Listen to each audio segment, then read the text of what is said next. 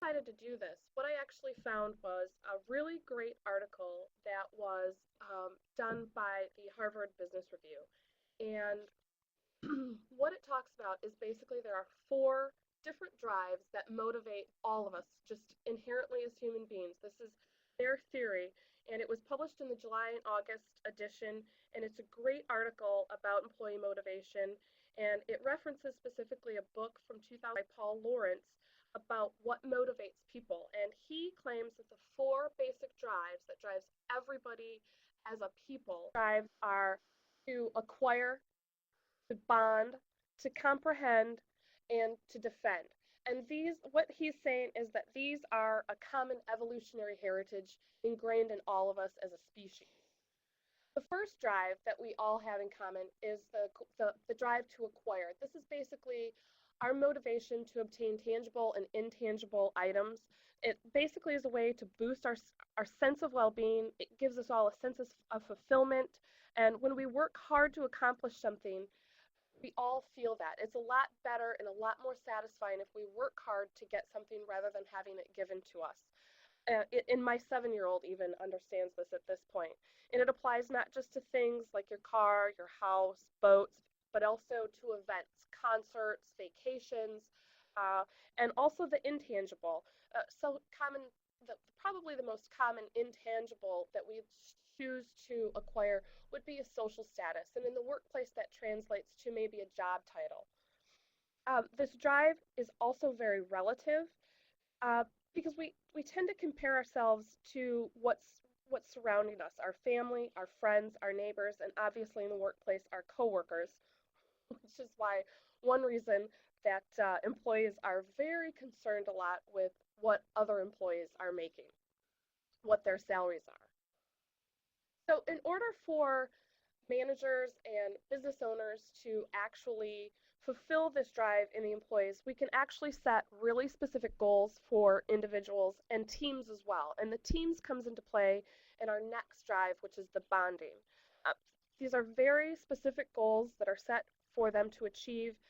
And you need to also have a reward system in place for good performance, not just performance in general, not just average performance. You need to actually have a system in place to reward for good performance. That's one of the keys. And you also have to define connections between the performance and the rewards. This is making sure that these goals are very clear. This allows you to give the best performers opportunities for advancement and encourage them to kind of go the distance. One example in the article is that a manufacturer decided to institute a system that rewarded its employees for specific metrics as a result, employee satisfaction, and also their engagement at work also improved directly after they implemented this. The next bond is actually, or the next drive is a drive to bond. This is also inherent, and everybody has seen this, that we want to connect with others, not just our family, but as a species, humans are unique in the way that we want to not just bond with maybe our tribe and our family and our kin group, but we also want to bond with other outside groups, different book clubs or other socialization, other associations and organizations, even nations. This is uniquely human attribute. At work, this translates into employees that feel proud to work for the company that they work for. They feel proud to be a part of that group and that organization. It gives them a sense of community and experience. They tend to experience a sense of loss of morale when their work, their employer sort of betrays them by maybe promising benefits or by giving them a promise and then not fulfilling that promise. They tend to feel a sort of betrayal when that happens. I can speak to a specific example. I used to work as a bookkeeper, and I was told, without a doubt, no problem, you're going to get a raise at this point. 3, 6, 4 months went, 3, 4 months went by. I still didn't have it, and that's the point because I felt, well, they promised me this, and then they decided to renege on that promise. That's when I decided to start my own business. So I may still be there had they fulfilled the promise that they made, but they didn't. In order to fulfill the bond drive, you want to create situations in a work environment. Management needs to create situations that offer a chance for employees to feel as if they're part of a team, that they're part of the greater good as it is. You want to set team goals or department goals as well as individual goals that have to be accomplished as a team. It kind of gives them a sense of community, and you want to create a culture that's open, it's friendly, and a place where employees can establish a sense of camaraderie. Even doing something simple, maybe outside of workplace, like a company picnic or even a softball game.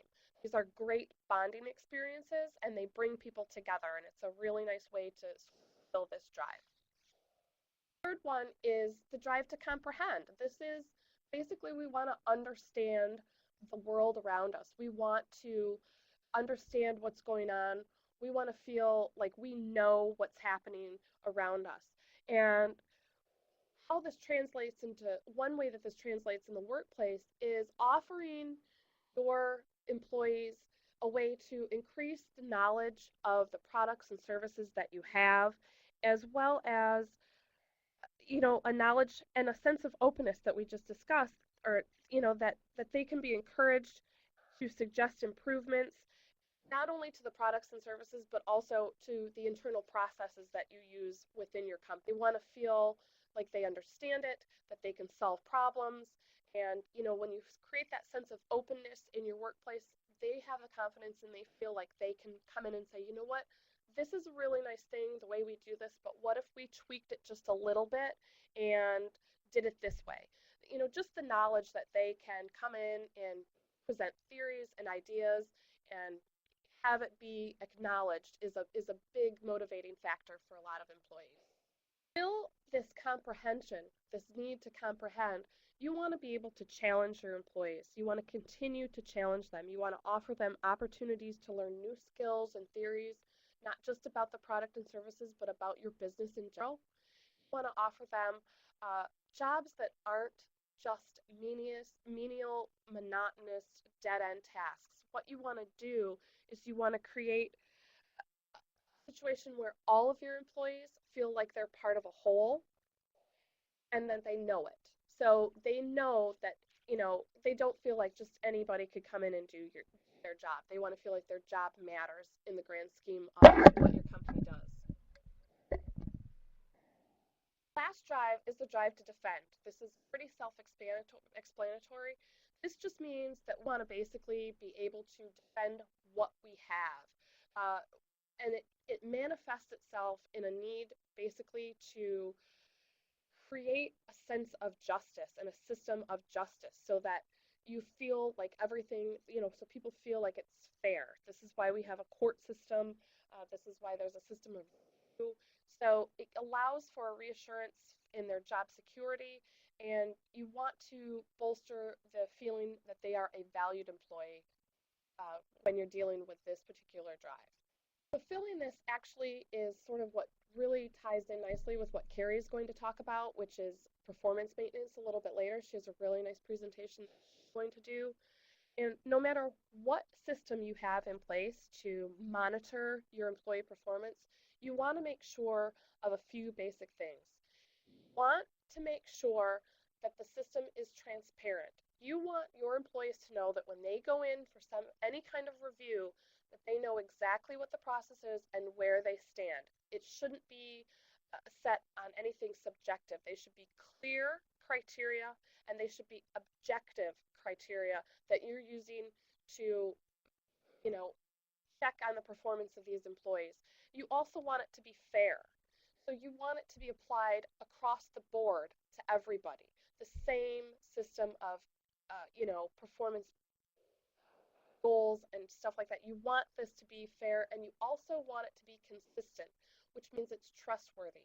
Your employees can trust that they're going to get the same fair treatment that the next person and the person before them and all the people coming down the line, that they're all being judged by the same objective system to determine whether or not they're going to get their next raise or they're going to get their next promotion. One thing that's really important about all four of these is that the sum is definitely worth more than its parts. You have to look at all four of these to satisfy them all at once, and you're going to see a measurable higher performance all the way across the board. If you choose to focus on one over the other, you're actually going to see your efficiency and your employee motivation drop. There have been studies that have showed this, and I don't have any to cite, but they are included in the article. But they're saying if you just say, okay, this is great, I'm going to give you a raise if you do X, Y, or Z, and you're not focusing on the other things, then basically the motivation, the morale, everything is just kind of going to drop off because everybody's focusing on one aspect rather than looking at the situation as a whole. So you want to make sure when you're setting up a system for employee motivation and performance maintenance that you want to have everything where you're focusing on all four of these drives as a whole.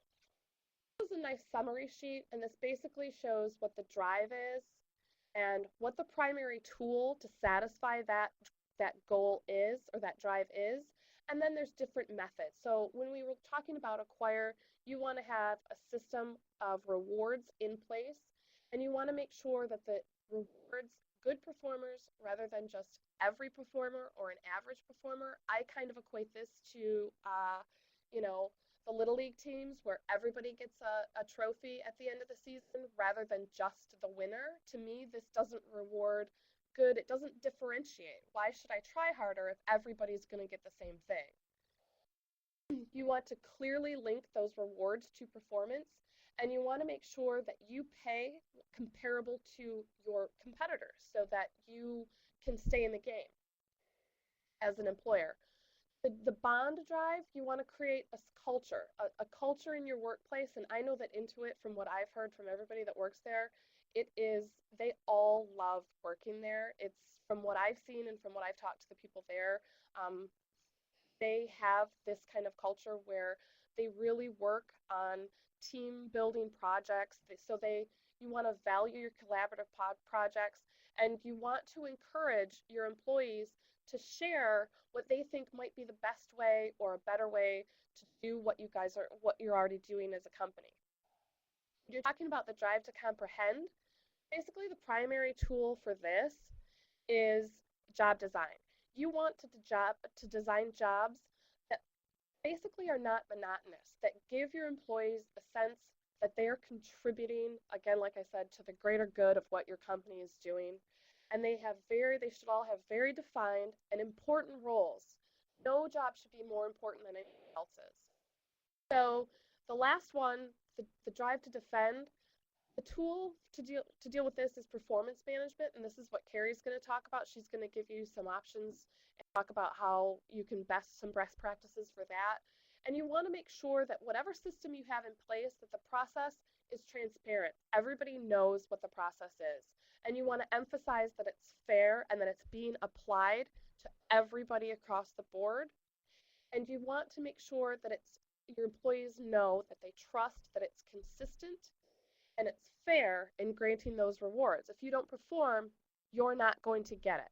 So that's basically a nice summary.